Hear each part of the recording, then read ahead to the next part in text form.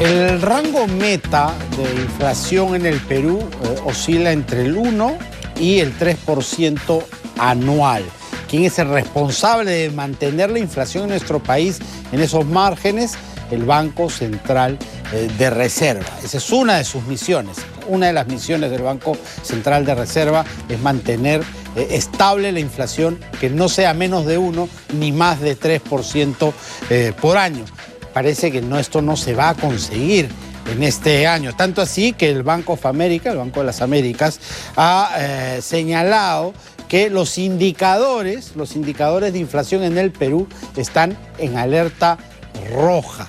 ¿Qué significa eso? Además del alza de precios que obviamente afecta a nuestros bolsillos directamente, y en todo caso, ¿cuál es el camino de solución? Eso lo vamos a tratar con Jorge Guillén, profesor de SAN, que ya está con nosotros. Jorge, ¿qué tal? Bienvenido en Contacto nuevamente.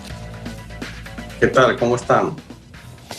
¿Hay muñeca dentro del Banco Central de Reserva como para corregir el rumbo inflacionario, o hay tantos factores externos que finalmente imposibilitan que se llegue a situarnos nuevamente en el rango meta entre 1 y 3% anual? Bueno, no está tan fácil. Hay factores externos que están tratando de empujar al alza, ¿no? Como es el caso del alto precio internacional del maíz, que ya no sucedió en 2008, con el uso de biocombustibles. Ahora es por la reactivación de los sectores productivos, la demanda de China y los principales países industrializados. Y eso encadena el precio del pollo, los sustitutos, pan, fideos, ¿no? Y nuestra componente de canasta básica de consumo es básicamente alimentos. Es un factor externo, ¿no? El factor interno es el tipo de cambio, ¿no? Con el tema con el inicio de este periodo presidencial ha habido salidas de capitales, presiones al alza en la divisa extranjera, y también ha empujado, pues obviamente que somos una economía dolarizada por un mecanismo pass-through, ha empujado los precios al alza, ¿no? De justamente más del maíz y muchos de estos productos que hacen pues que finalmente tengamos la meta de inflación ligeramente superior de 3%. No es como la de Argentina, tampoco es como la de Venezuela, pero claro, contrasta con otros periodos que hemos tenido hasta menos de 2% de inflación, ¿no? Claro, pero si básicamente es una coyuntura internacional, digámoslo así, por esta etapa de salida de la pandemia y reactivación económica mundial, no debería preocupar mucho, porque debería ser el mal de casi todos, que la inflación se haya elevado un poco. ¿Esto es así o hay un factor preocupante para el tema peruano?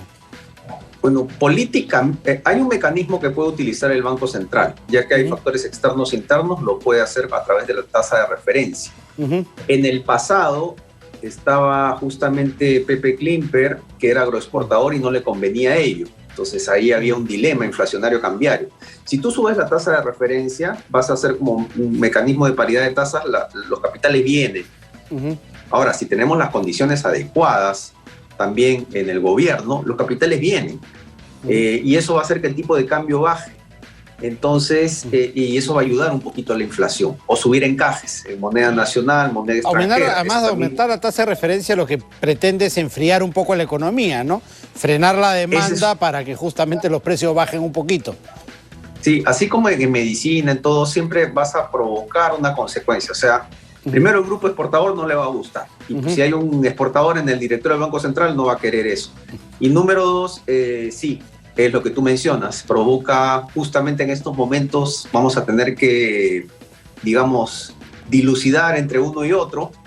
Habría que no ser tan duros y también trabajar por el lado del MEF la parte fiscal, ¿no? Para que sea efectiva, sobre todo en los gobiernos regionales y en el central, para que de esa manera se vaya reactivando la economía, ¿no? Es un dilema siempre. Tenemos a veces alto crecimiento, la inflación se desborda y viceversa. Ahora tenemos este dilema de dos cosas, ¿no? Lo más importante siempre es el empleo y el nivel de actividad, pero también hay que tratar de verificar pues, que las cifras de inflación no tengan esa tendencia tan creciente, ¿no? Además que sea una cuestión coyuntural, ¿no? Por este tema y que no hay el peligro de que esto se vuelva recurrente.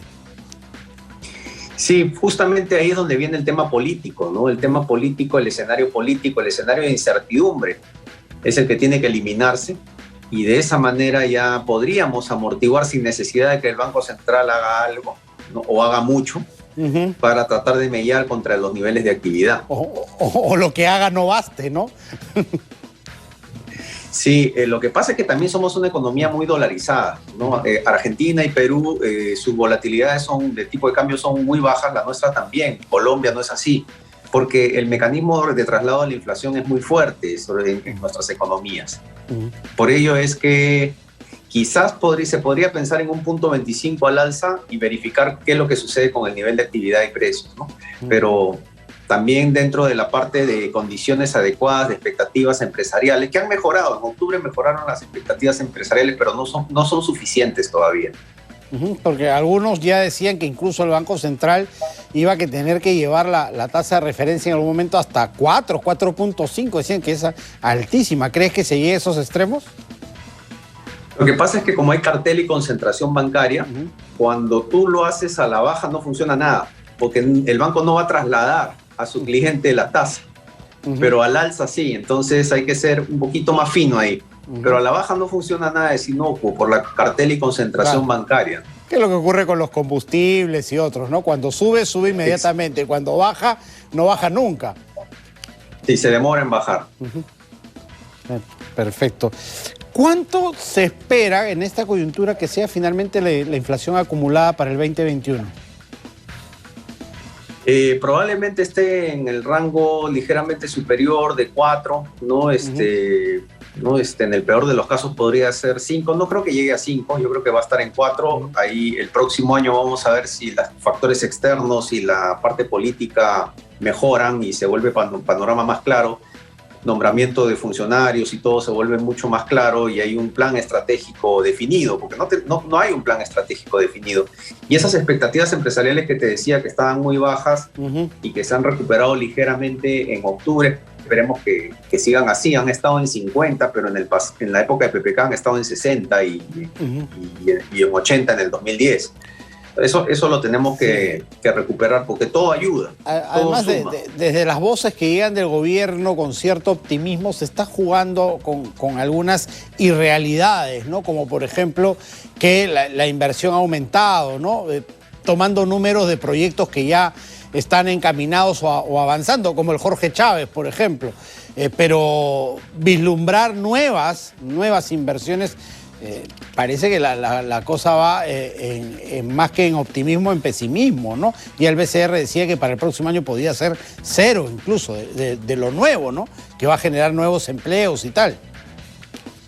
Sí, ahí es un poco la labor de los gobiernos regionales, ¿no? De hacer un mecanismo de eficiencia, de administración de gasto, presupuesto por resultados e indicadores de eficiencia, y tratar de premiar al que lo hace de mejor manera, y porque no solamente gastar por gastar, ¿no? Y hay indicadores en la literatura de eficiencia de administración de insumo-producto, pero hay que ser más técnico para ello, ¿no?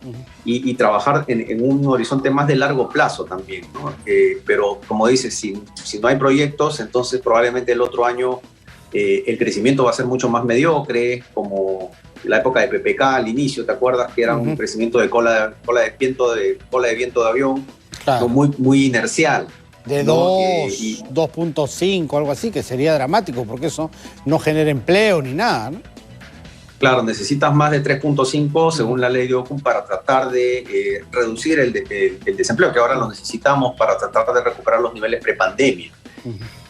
Todo suma, como te digo, incluso afecta el financiamiento de deuda, riesgo país, la emisión de bonos, todo va sumando, ¿no? Entonces, si no lo tenemos claro y no tenemos un planeamiento estratégico definido, va a haber mucha incertidumbre y todo eso va a encaminar a resultados negativos en las variables económico-financieras. Resumiendo, si seguimos así, la vamos a pasar mal el próximo año también. Tiene que haber un giro de timón, un cambio de rumbo urgente para tener mejores expectativas, si no, ninguna. Sí, sí, sería digamos, este es el escenario que planteaba al comienzo el Credit Suisse, ¿no? Es un moderado, pero un moderado con trayectorias no muy... Con desconfianza. No muy halagüeñas, no muy fructíferas. Ajá. El otro escenario es el radical, que hubiera sido un Armagedón, una catástrofe total, ¿no? Un enrumbamiento a destruir lo avanzado. Aquí es como una inercia, ¿no? Y la idea era, supuestamente el partido está respondiendo a las inquietudes del 50% de la población, de una parte de la población que está descontenta con el modelo. Pero los últimos presidentes, 3 presidentes podría decir, no han tratado de responder justamente ese problema de expectativas de inclusión financiera, de inclusión social, el problema de educación, el problema de informalidad. No, ninguno ha podido responder a ello.